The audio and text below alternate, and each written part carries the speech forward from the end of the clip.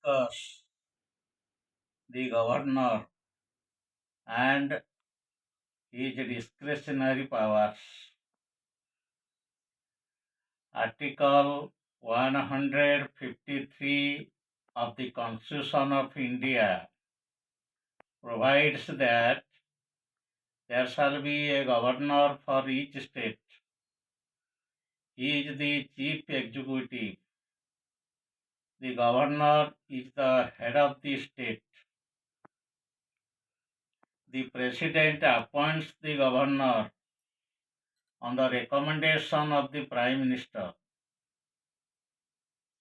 As per the convention, the governor should not be the resident of the state of which he is to be the governor.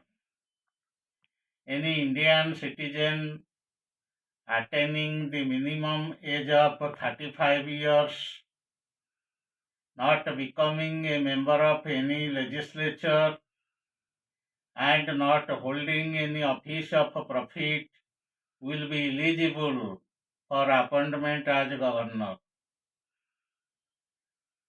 Now, I want to tell all of you regarding the term or tenure of the governor. Remember, the normal tenure of the governor is 5 years. He can be removed or transferred by the president at any time.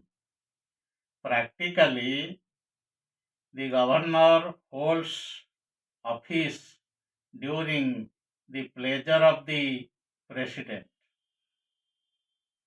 Again, he takes oath in the presence of the Chief Justice of the State High Court to preserve, protect, and defend the Constitution. As the nominal head of the state, the governor exercises some of the powers like executive powers, legislative powers, financial powers, judicial powers, and discretionary powers.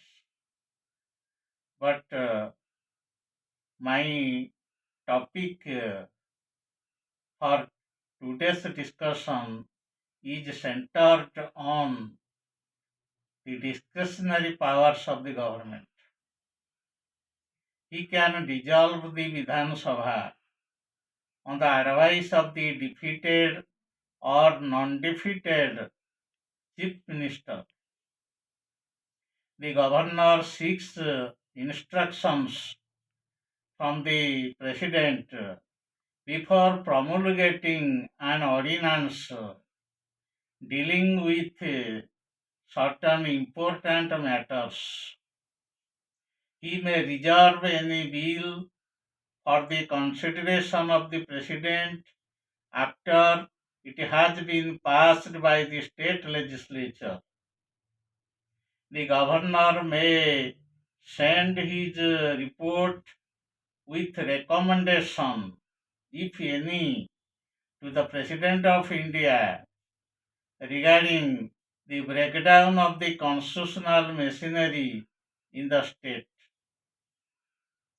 Again, in case of a president appoints governor as an administrator of and adjoining union territory, he shall exercise his functions independently.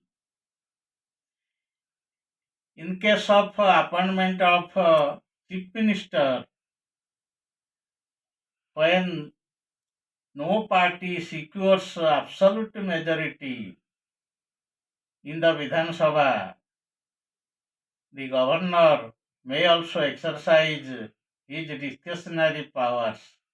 These are the cases when the governor exercises his discretionary powers. Again, I want to tell all of you, being the head of the state under a parliamentary system, The governor normally acts as a constitutional head.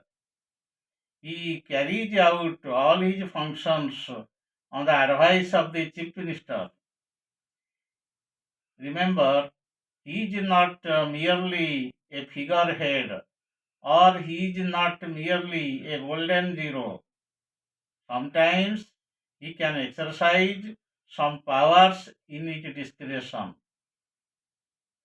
The governor is a link between the union and the state.